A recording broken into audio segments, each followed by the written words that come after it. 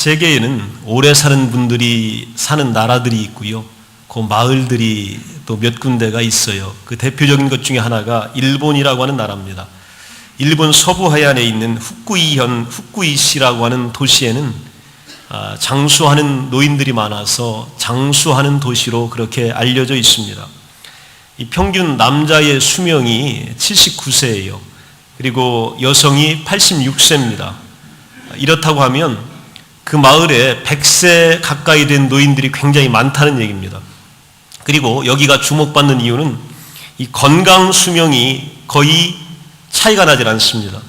건강하게 살다가 건강하게 소천하는 것, 이것이 큰 축복인데 일본에서 이 후쿠이시에 사는 사람들은 건강하게 살다가 잘 돌아가시는 거예요. 그래서 사람들이 주목하는 거예요. 이게 굉장히 중요한 겁니다. 외부의 조사팀이 이 장수 원인이 뭔가라고 들어가서 연구를 했습니다. 그랬더니 운동 습관들이 좋은 거예요. 평상시에 운동을 많이 하거나 정기적으로 운동을 하는 분들이 오래 살더라. 또 두 번째는 충분히 주무시는 분들, 수면이 충분한 분들이 오래 삽니다. 여러분 밤에 단잠을 주무시기 바랍니다. 또 예배당에 와서 조는 것도 축복이에요. 왜냐하면 건강하다는 얘기입니다. 그리고 또 마음이 평안하다는 얘기예요. 그래서 충분한 수면이 장수에 도움이 된다라고 하는 것이고, 육식과 채식이 조화롭게 식단이 맞춰져 있다. 채식을 많이 드는 분들이고요. 또 낮은 음주, 낮은 흡연율이 장수를 만들고, 또 성격들이 굉장히 낙천적이고, 또 주변에 친구들이 많다. 이러한 조사 결과가 나왔습니다. 이거는 물리적이고 생리적인 차원이에요. 근데 또 다른 연구 결과를 조사팀이 발표를 했습니다. 영적인 부분이 이 건강에 미치는 영향이 있다고 하는 겁니다. 종교를 갖고 있고 신앙심이 강하거나 현세만이 아닌 내세의 삶도 믿는 자세가 장수에 큰 도움이 된다는 겁니다. 일본은 기독교 국가가 아닙니다. 그들은 미신을 많이 섬기는데 하나님 믿지 않더라도 종교를 갖고 있는 사람들은 종교를 갖고 있지 않는 사람들보다 훨씬 더 건강하게 오래 살더라라고 하는 보고고요. 또 하나는 스스로의 가슴을 불태우는 정열이 남아있는 분들이 오래 살았다는 얘기입니다. 자신에 대한 확신으로서 정열 정도가 강할수록 건강하게 오래 사는 거예요. 마음에 조금 뜨거움이 있는 분들, 또 마음속에 열정이 있는 분들이 오래 산다, 그런 얘기입니다. 몇 분 인터뷰를 한 내용들이 있습니다. 93세 되는 노인께서 뭐라고 얘기했냐면, 내가 아니면 400년간 이어져 내려온 봄 마을 축제에서 폭죽놀이가 중지될지 모르기 때문에 나는 이에 전심하고 있다. 즉 마을 축제 고문을 맡고 있습니다. 그래서 내가 살아야 될 이유가 있다라고 생각하고 있고요. 91세 된 소나무 정원사는 그 이유가 뭐냐고 그랬더니, 수도인 도쿄의 프랑스 레스토랑에 가서 요리를 주문할 정도의 실력을 갖추기 위해서는 중간 레벨의 프렌치 회화 정도는 정복해야 되기 때문에 오늘 프렌치 배우느라고 살아가고 있다. 이렇게 이야기하고 있습니다. 100살이 넘은 목재상 주인 할아버지의 비결입니다. 옆집에 87살 아가씨에게 이 치근덕거린 녀석이 나타났는데, 이 녀석을 쫓아내기 위하여 내가 틈만 나면 마당을 청소하면서 하루 종일 동정을 살펴야 되기 때문에 아주 바쁘다. 이렇게 이야기했습니다. 뭔가 삶의 내용과 일할 거리가 있는 분들은요, 건강하게 오래 살게 됩니다. 평생 은퇴하지 않고 사는 것, 이것이 축복입니다. 법적으로, 형식적으로, 제도적으로 은퇴는 있습니다. 그러나 여러분의 분야에서, 또 열정의 분야에서, 신앙의 분야에서는 은퇴가 없습니다. 이걸 다른 말로 얘기하면 평생 현역으로 살아가는 겁니다. 평생 내일처럼, 내가 아니면 안 되는 것처럼 정말로 내가 최선을 다하여 잘 되는 것처럼 살아가는 것, 이것이 바로 현역으로 살아가는 일들입니다. 오늘 우리 교회 나오신 여러분들은 여러분의 자리에서 평생 예비역이 아니라 퇴역이 아니라 현역으로 살아가는 축복이 있으시길 바랍니다. 현역, 말만 들어도 가슴이 뭉클해요. 현역이다, 현역에 입대한다라고 하는 얘기는 우리에게 희망을 주는 그런 얘기입니다. 영원토록 평생토록 일하시는 분을 만나는 거 굉장히 중요합니다. 오늘 우리가 그분을 만나려고 해요. 그분이 어떤 분이냐면 성령님이십니다. 그분과 동역하는 사람은 위대한 역사의 주인공이 됩니다. 성령과 함께하는 사람은 모든 분야에서 은퇴하지 않고 영원한 현역으로 남아있을 수가 있습니다. 본문에 나오는 성전 미문에 앉아있는 이 앉은뱅이, 이 절름발이는 은혜와 축복을 잃어버린 사람입니다. 즉 은혜와 축복을 잃어버린 죄인과 비슷한 상태를 우리들에게 설명하고 있는 생생한 예가 됩니다. 나면서부터 절름발이었어요. 절름발이로 태어났다는 얘기입니다. 이거는 모든 사람들은요, 무언가 불치의 질병을 안고 태어났음을 우리들에게 이야기해 주는 거예요. 우리 인간은 태어날 때부터 죄인으로 태어난 겁니다. 여러분이 아무리 선하게 살아도, 때로는 공적을 많이 쌓아도 우리는 죄인이었습니다. 태어날 때부터 죄인이었습니다. 이것이 바로 인간의 현 상태라고 하는 것입니다. 그리고 절름발이로 태어나면 걸을 수가 없게 됩니다. 죄인은 절대로 걸을 수 없습니다. 죄인이란 얘기는 그 상태 가지고는 절대로 하나님을 기쁘게 하시지 못한다는 얘기입니다. 하나님을 위하여 그 무언가를 할 수 있는 존재가 되지 못한다는 것, 이것이 바로 걸을 수 없는 존재입니다. 이런 존재는 어디에 있냐면 오늘 보면 성전 밖에 있습니다. 죄인들은요, 하나님의 교회에 들어와 있지 않은 자들입니다. 아무리 공부하고 덕을 쌓고 도를 닦아도 하나님의 구원의 방주 밖에 있는 존재들은 죄인들입니다. 이들은 절대로 하나님을 영화롭게 할 수 없으며 하나님을 기쁘게 할 수 없으며 하나님께 영광을 돌리지 못하며 그렇게 살아가게 됩니다. 그러면 교회 밖에서 이 구걸하는 사람이 뭘 했냐면 정답이 나왔습니다. 구걸하면서 사는 거예요. 구걸했다라는 얘기는요, 남에게 의존하며 산 거예요. 만족함이 없이 산 거예요. 무언가를 달라고 사는 겁니다. 우리 인생 가운데에 하나님이 없는 인생은요, 아무리 많이 가졌어도, 아무리 높은 자리에 올라 있어도, 아무리 많은 것을 소유했어도, 자랑거리가 많아도요, 그 마음에는 만족함이 없습니다. 이것이 하나님이 인생에게 베풀어준 해답입니다. 하나님 없는 인생은 날마다 그 무언가를 구걸하며 살아가게 되어 있습니다. 오늘 죄인이 되어서 하나님의 구원의 방주 밖에 있으며 걷지 못하고 하나님을 위하여 아무것도 할 수 없는 존재는 영원토록 구걸하며 불만족스럽게 그렇게 살아가게 되는 겁니다. 이 사람에게 기적이 일어나게 됩니다. 오늘 베드로는 성령이 오신 후에 구체적인 이 기적의 사건을 여기에서 다루고 있습니다. 이 구체적인 기적이 언제 일어나냐면 베드로가 부활을 증거하고 난 이후에 일어나게 됩니다.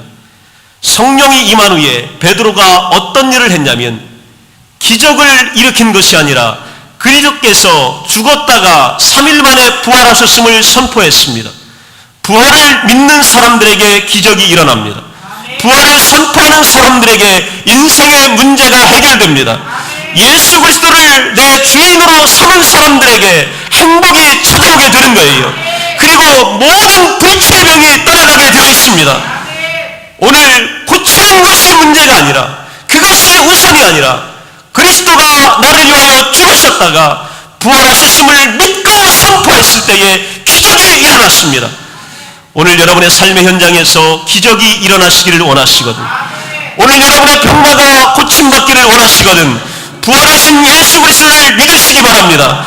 그분은 죽음에서 일어나셨습니다. 그분은 죽음의 권세도 다스릴 수 있는 하나님이시고 하나님의 아들이셨기 때문에 모든 것이 가능했습니다. 베드로는 이 그리스도에 대하여서 먼저 증거합니다. 성령을 받았다라고 하는 얘기는 그리스도가 누구인지를 알게 되는 겁니다. 그리스도가 살아나셨다는 것을 우리가 어떻게 아냐면요, 그리스도의 이 땅에서의 인격과 생애를 통하여 그리스도가 살아나셨음을 우리가 믿게 되는 겁니다. 그분이 이 땅에서 뭐 하셨냐면 죽기 위하여 33년을 사셨습니다. 십자가에 달리시기 위하여 그는 기도하며 하나님의 뜻을 준비했습니다. 우리의 죄를 용서하시기 위하여 피 흘리시기 위하여 그는 이 땅에 내려오셨습니다. 그리고 내가 부활할 것을 예고하셨습니다. 오늘 부활 자체가 믿어지는 것이 중요했던 것이 아니라 그리스도의 삶의 인격과 생애가 부활하신 예수 그리스도가 여기에 계심을 증거하고 있는 것입니다. 사도행전 3장 22절 23절에 보면 예수님의 생애가 어떤 것인지를 성경이 우리들에게 알려줍니다. 모세가 말하되 주 하나님이 너희를 위하여 너희 형제 가운데서 나 같은 선지자 하나를 세울 것이니 너희가 무엇이든지 그의 모든 말을 들을 것이라. 누구든지 그 선지자의 말을 듣지 아니하는 자는 백성 중에서 멸망받으리라. 예수 그리스도 외에는 구원이 없습니다. 오늘 그리스도를 믿지 않으면 그 어떤 신을 찾아도, 그 어떤 도를 쫓아가도, 그 어떤 행위가 인간에게 아름다워도 거기에는 절대로 구원이 없습니다. 오늘 그리스도만이 우리의 생명이요 길이요 진리임을 성경은 증거하고 있습니다. 이것이 바로 그리스도가 우리의 주인됨을 말씀하여 줍니다. 요한복음 10장 17절 18절에 보면 내가 내 목숨을 버리는 것은 그것을 내가 다시 얻기 위함이니 이로 말미암아 아버지께서 나를 사랑하시느니라. 이를 내게서 빼앗는 자가 있는 것이 아니라 내가 스스로 버리노라. 나는 버릴 권세도 있고 다시 얻을 권세도 있으나 이 계명은 내 아버지에게서 받았노라. 우리 하나님 아들 예수님은 죽을 권세도 있고 죽지 않을 권세도 있으셨습니다. 십자가를 안 져도 되는 권세가 그에게는 있으셨습니다. 그런데 예수님은 아버지가 죽어야 된다고 하시니까 그냥 죽으셨습니다. 그리고 아버지의 뜻을 이루셨습니다. 그래서 예수 그리스도는 우리의 생명이 되시는 겁니다. 그분이 이 땅에서 아버지의 뜻을 존중하신 분입니다. 그리고 아버지가 인류를 향하여 베푸시는 사랑을 자기 목숨으로 받드신 분입니다. 그렇기 때문에 그리스도는 지금도 우리에게 살아계신 분입니다. 자기가 살아나지 않았으면 다른 사람을 어떻게 살릴 수 있었겠습니까? 예수님이 이 땅에 사시면서 다른 사람을 부활시키셨습니다. 죽은 자를 일으켜 세우셨습니다. 다른 사람을 일으켜 세우신 분은 나도 일으켜 세울 수가 있게 되는 겁니다. 예수님은 죽은 자를 살리셨을 뿐만 아니고 자신도 죽음의 권세에서 스스로 이겨나셨습니다. 그리고 죽음의 권세를 물리쳐 주셨습니다. 시편 16장 8절로부터 11절에 보게 되면 성경은 부활에 대하여 명확하게 이전에 이미 우리에게 예언해 놓고 계십니다. 내가 여호와를 항상 내 앞에 모시며 그가 나의 오른쪽에 계심으로 내가 흔들리지 아니하리로다. 이러므로 나의 마음이 기쁘고 나의 영도 즐거워하며 내 육체도 안전히 살리니 이는 주께서 내 영혼을 소홀해 버리지 아니하시며 주의 거룩한 자를 멸망시키지 않으실 것임입니다. 주께서 생명의 길을 내게 보이시리니 주의 앞에는 충만한 기쁨이 있고 주의 오른쪽에는 영원한 즐거움이 있습니다. 오늘 부활에 참여한 모든 사람들에게는 충만한 기쁨이 있고 영원한 즐거움이 있음을 우리들에게 보여주고 있습니다. 오늘 세상이 줄 수 없는 신비로운 기쁨과 즐거움이 예수 그리스도의 부활 가운데 있는 우리들에게는 날마다 찾아오는 줄로 믿습니다.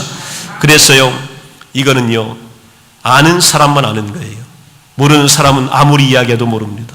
왜냐하면 이 비밀이 감추어져 있기 때문이에요.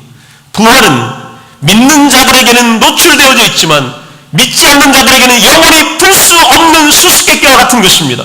그들은 절대로 부활의 비밀을 알지 못하며 부활의 신비를 누리지도 못하고 감추인 만나의 기쁨도 알지 못하게 됩니다.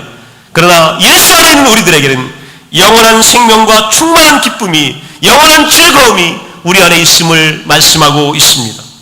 사도들은 자신들이 예수님을 만났기 때문에, 봤기 때문에 예수님을 증거합니다. 성령이 오셨다라고 하는 얘기는 예수님께서 살아나셨다는 얘기입니다.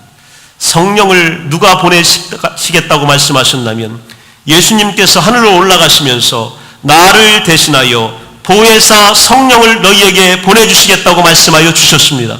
그렇기 때문에 오늘 우리 가운데 성령이 오셨음을 믿는 존재들에게는 예수 그리스도의 살아나심이 믿어지게 되는 것입니다. 예수가 없었으면 성령이 이 땅에 오실 이유가 없기 때문입니다. 그리스도께서 우리 죄를 용서하시고 하나님 보좌 우편에 앉으셨기 때문에 또 다른 보혜사를 우리에게 보내주셔서 그분이 우리로 하여금 일하게 하시고 돕게 하시고 우리의 모든 것을 협력하도록 만들어 주셨기 때문입니다. 베드로가 오늘 이 기적을 행한 구체적인 이유는 한 사람의 고뇌를 벗게 해주려고 한 겁니다. 그리고 그의 영혼을 구하려고 한 거예요. 이 사람은 죄인을 상징하고 때로는 패배자의 인생을 상징합니다. 모든 사람을 상징합니다. 저와 여러분 모두는요, 오늘 우리 인생 가운데 고뇌가 있습니다. 오늘 인생 가운데에 문제가 있습니다. 우리 인생 가운데 슬픔이 있는 존재입니다. 우리 인생 가운데 해결하지 못할 막막함이 있는 존재가 바로 이런 존재입니다. 이럴 때에 예수님은 성령은 어떻게 하시느냐? 시편 31편 9절 10절에 보면 다윗이 이런 기도를 드립니다. 여호와여, 내가 고통 중에 있사오니 내게 은혜를 베푸소서. 내가 근심 때문에 눈과 영혼과 몸이 쇠하였나이다. 내 일생을 슬픔으로 보내며 나의 연수를 탄식으로 보내며 내 기력이 나의 죄악 때문에 약하여지며 나의 뼈가 쇠하여집니다. 한 제국을 다스렸던 위대한 다윗의 고백입니다. 그에게도 슬픔이 있었고 고뇌가 있었고 번뇌가 있었습니다. 그도 기력이 쇠해졌습니다. 뼈가 쇠해졌습니다. 이러한 고뇌와 이러한 아픔과 번민이 우리 인생 가운데 있는 거예요. 그러면 이런 문제를 어떻게 해결할 것이냐? 오늘 다윗은 또다시 기도합니다. 시편 30편 2절에 보면 여호와 내 하나님이여, 내가 주께 부르짖음에 나를 고치셨나이다. 오늘 성령은 어떤 일을 하시냐면 여러분의 고뇌를 고쳐주십니다. 여러분의 아픔을 치료하여 주십니다. 여러분의 병만을 신유로 역사하여 주십니다. 이게 바로 일하시는 성령입니다. 오늘 성령이 우리 안에 오시면 여러분의 번민과 고뇌와 슬픔과 좌절은 떠나가게 되어 있습니다. 성령은 우리로 하여금 다이나믹하게 파워풀하게 움직이게 합니다. 하나님과 함께 동역하게 됩니다. 오늘 성령을 받으시기 바랍니다. 그러면 여러분은 놀라운 일을 만들어낼 수 있습니다. 다윗은 좌절 가운데에 고통스러운 하나님을 만나게 되었습니다. 오늘 특별히 이번 주에 병원 가시는 분들, 수술하시는 분들에게 하나님의 치유의 역사가 임할 줄로 믿습니다. 성령은 치료하는 분입니다. 다윗이 기도했잖아요. 하나님, 나를 치료하여 주옵소서. 그랬더니 내가 고침을 받았습니다. 이것이 성령이 하는 일입니다. 성령이여, 하나님, 성령님, 내가 가난합니다. 나를 부유케 하여 주옵소서. 성령은 역사하여 주십니다. 이것이 바로 하나님께서 하시는 일입니다. 성령님, 내가 외롭습니다. 말씀하여 주시옵소서. 우리 성령께서 여러분에게 교회로 말할 수 있게 할 줄로 믿습니다. 하나님, 나는 매일 가물하고 비전없습니다. 그러나 성령님이여 나를 도와주시옵소서. 오늘 간구하시면 내 눈을 열어 주의 법의 귀감을 보게 할 줄로 믿습니다. 오늘 젊은이들에게 하나님의 영원한 영을 주실 줄로 믿습니다. 미래가 열릴 것입니다. 인생이 펼쳐질 것입니다. 이것이 바로 성령이 오늘 우리들과 일하시는 내용입니다. 우리 교회를 위하여서도 우리 성령은 일할 줄로 믿습니다. 오늘 우리가 얼마나 갖고 있느냐가 문제가 아니라 성령께서 우리를 통하여 어떻게 일하실 것이냐가 문제입니다. 왜냐하면 우리 아버지는 구원하시기 때문입니다. 우리 아버지는 모든 것을 갖고 계시기 때문입니다. 우리가 일할 때에 우리 아버지는, 우리 성령은 모든 것을 공급하여 줄 줄로 믿습니다. 기적이 일어난 후에 그 이사야서 35장 6절을 보게 되면 이스라엘이 메시아를 영접할 때에 어떤 기적이 일어났냐면요, 이런 병고침의 기적, 때로는 문제 해결의 기적뿐만이 아니고요, 그때에 저는 자는 사슴같이 뛸 것이며 말 못하는 자의 혀는 노래하리니 이는 광야에서 물이 솟겠고 사막에서 시내가 흐를 것임이라.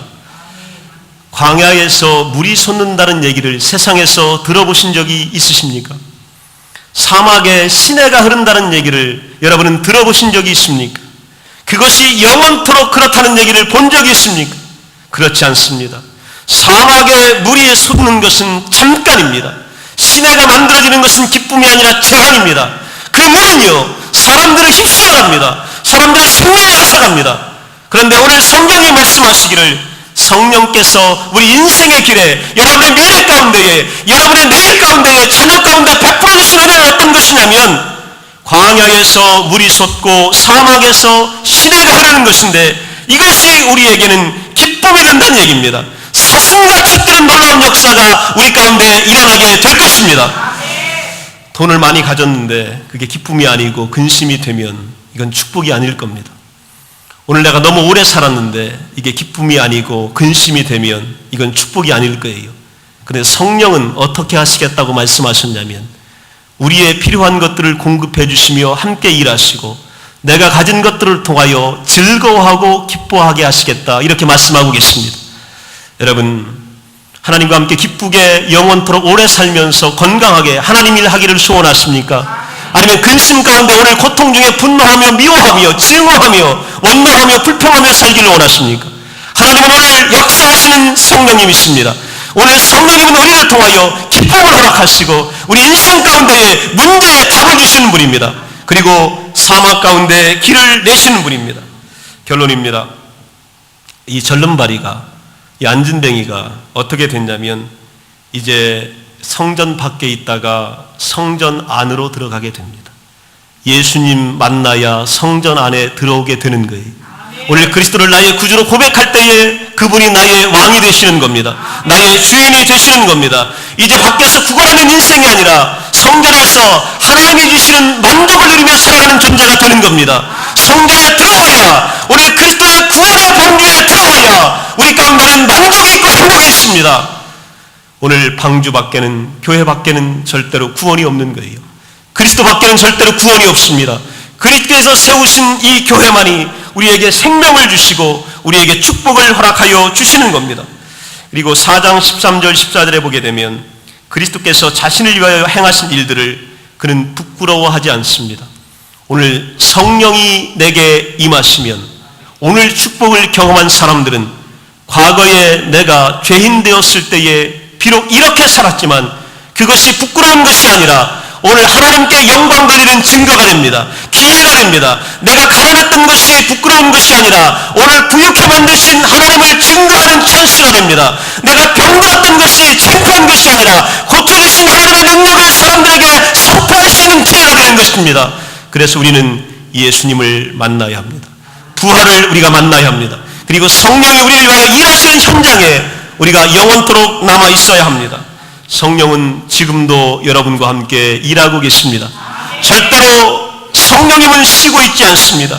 지금 내 속에서 함께하고 계십니다. 주님 오실 때까지 영원토록 우리를 통하여 일하실 것입니다. 일하시는 성령은 여러분에게 기적과 변화를 만들어낼 줄로 믿습니다.